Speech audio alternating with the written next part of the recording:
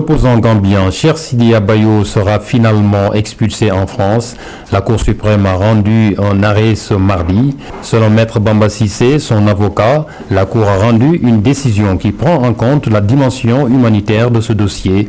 Son client ne sera pas expulsé manu militari vu son état de santé et compte tenu des conventions internationales engageant le Sénégal en matière des droits humains. Sidiya Bayo a tout de même le droit de demander l'asile politique au Sénégal une fois en France. À partir du moment où la Cour suprême a été saisie, celle-ci a rendu un arrêt et dans le dit arrêt, il a rappelé les grands principes qui régissent les droits de l'homme et la Cour également, même si elle admet que l'expulsion pourrait être ordonnée pour motif de trouble à l'ordre public, a pu rappeler que cette expulsion devrait s'accommoder des règles qui respectent les droits de la personne humaine. Il va être expulsé. Je signale simplement que son expulsion ne se passera pas comme prévu, comme je vous l'ai rappelé tout à l'heure. Et aujourd'hui également, il se retrouve à l'hôpital. Il est alité. Et je pense que pour des raisons qui sont liées à la recherche un peu de l'efficacité et à la recherche également de la préservation des droits de la personne humaine telle que l'a rappelé la Cour, l'administration est dans l'obligation et a le devoir impérieux, ne serait-ce que pour des raisons humanitaires, d'attendre un peu qu'il soit debout, qu'il soit rétabli pour pouvoir l'expulser dignement. Sa famille a déjà pris les dispositions pour qu'ils aillent ensemble en France. Ils vont y aller. Et maintenant, loisible à lui de demander de l'asile au Sénégal et de pouvoir revenir à tout moment et également respecter, comme l'a rappelé la Cour, l'ordre public sénégalais. Des perturbations en vue dans le système éducatif sénégalais, le syndicat autonome des enseignants du supérieur et des syndicats du moyen secondaire menacent de démarrer la nouvelle année par des grèves, mais une partie de leurs collègues syndiqués désapprouvent leur démarche. Ils soutiennent que les grèves ne sont plus des solutions aux problèmes des enseignants, ils prônent plutôt le dialogue avec le gouvernement. École élémentaire caserne Samba Diallo. Dans cet établissement, il est très rare que les instituteurs aillent en grève l'emplacement de l'école. Une des raisons. Nous sommes dans une caserne et c'est devenu une habitude ici. Alors on ne va pas en grève. Depuis que je suis là, je suis à ma 3e année. On n'a jamais quand même observé des mouvements de grève ici. Presque tous les syndicats sont là. Un autre établissement, une autre ambiance, le lycée John Fitzgerald Kennedy. Ici, Abdoulaye Bousso dispense des cours en mathématiques. Pour ce professeur, il n'est aucunement intéressant d'aller en grève pour faire des revendications. Ces syndicats-là ont échoué dans leur démarche. Aujourd'hui, les syndicats doivent changer de méthode de lutte. À chaque moment, partir en grève pour régler des problèmes, ça pose problème. Pour ces enseignants, le temps de la grève est révolu. L'heure est au dialogue pour un espace scolaire plus apaisé. À chaque moment aussi, partir en grève, on aura l'opinion contre nous. Et ça pose problème. Je pense que les syndicats doivent revoir leur forme de lutte.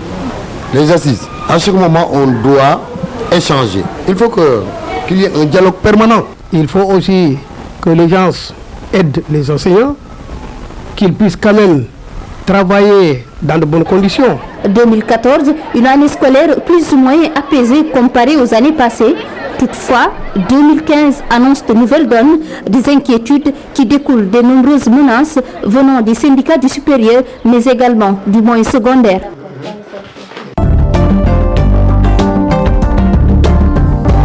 La gendarmerie nationale vient encore une fois de réaliser une grande opération.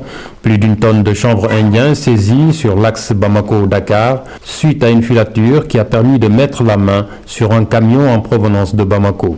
Sa destination, le port de Dakar. Un camion a priori vide, mais dans ce conteneur se cache une bonne quantité de drogue.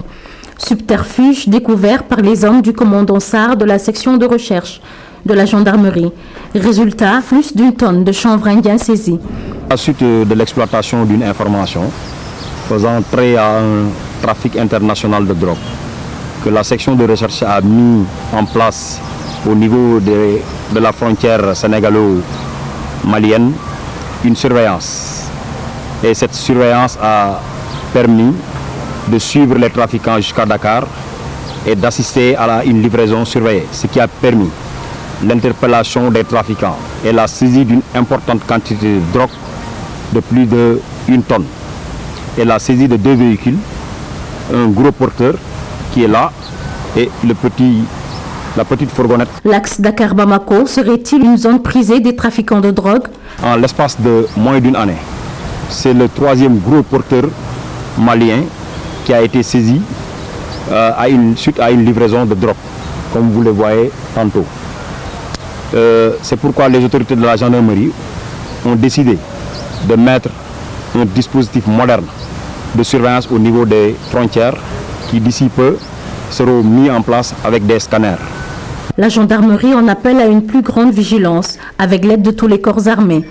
C'est une lutte commune qui ne peut pas être individuelle parce que les réseaux de trafiquants sont bien organisés au-delà de ce que nous en savons. D'où la nécessité de conjuguer nos efforts pour venir à bout de ce trafic. 3 Sénégalais ont été arrêtés à la suite de cette importante saisie. L'enquête se poursuit afin de situer toutes les responsabilités. Opération de déguerpissement au marché Ocas de Touba, plus précisément dans une partie du marché dénommée Résobi. D'ailleurs, il y a quelques jours, un homme a été poignardé au même endroit. Si les riverains du marché se félicitent de l'opération, les occupants des lieux expriment leur désarroi. Marché Ocas de Touba. C'est à cet endroit exactement qu'un homme âgé d'une trentaine d'années a été poignardé à mort. C'était il y a quelques jours. Pour faire face à cette insécurité ambiante, les autorités de la ville ont alors décidé de raser ce coin, dénommé Réseau. Ici,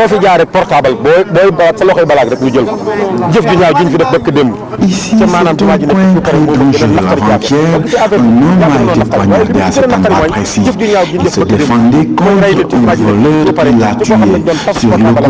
Il s'agit d'abord de la nuit. Il fallait boucler tout le marché et de faire éventuellement procéder à des patrouilles au niveau des quartiers pour éviter toute malversation. Il y a des resquilleurs qui profitent de la situation et qui essayent d'attaquer les étals et autres boutiques de commerçants de la place. Donc notre mission consiste tout simplement à protéger, à sécuriser plutôt les gens qui travaillent pour que l'opération se déroule dans de très bonnes conditions. Après le passage des engins de la commune de Touba, les anciens occupants de cet espace sont mécontents. Ce n'est pas la première fois qu'une personne a été tuée et ce ne sera malheureusement pas la dernière. Cette partie du marché Ocas appelée Résobi ne doit pas être rasée. C'est injuste. À Touba, nous ne pouvons compter que sur le commerce comme activité principale. Ce sont plutôt les autorités qui doivent sécuriser cet endroit. Les riverains du marché Ocas de Touba peuvent maintenant pousser un ouf de soulagement. C'est une excellente chose. Il y a beaucoup de bandits ici. Nous apprécions vraiment cette opération de désencombrement. Cette opération de désencombrement est jugée salutaire par les populations riveraines qui espèrent que le suivi sera assuré afin que les zones dégagées ne soient plus envahies. Procès Karim Wade à présent. L'expert comptable Omar Samb, par ailleurs commissaire aux comptes des sociétés AHS, ABS, Hadsten et la notaire Tamaro Seydi se sont succédés à la barre ce mardi. Cités comme témoins respectivement sur la constitution de AHS, ABS et la société d'apport, ils ont tous deux disculpé Karim Wade au cours des interrogatoires et lors de la confrontation entre Omar Samb et le prévenu.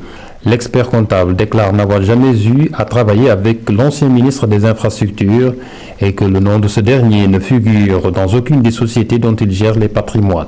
L'audience reprend ce mercredi à 9h. L'audition de maître Tamaro Seydi va se poursuivre, suivie de celle de Seydina Kane, ancien directeur général de la Sénélec. En sport, le Sénégal a battu la Guinée sur le score de 5-2 en match amical international de préparation de la Coupe d'Afrique des Nations 2015. Match joué au stade du Wydad Athletic Club de Casablanca au Maroc.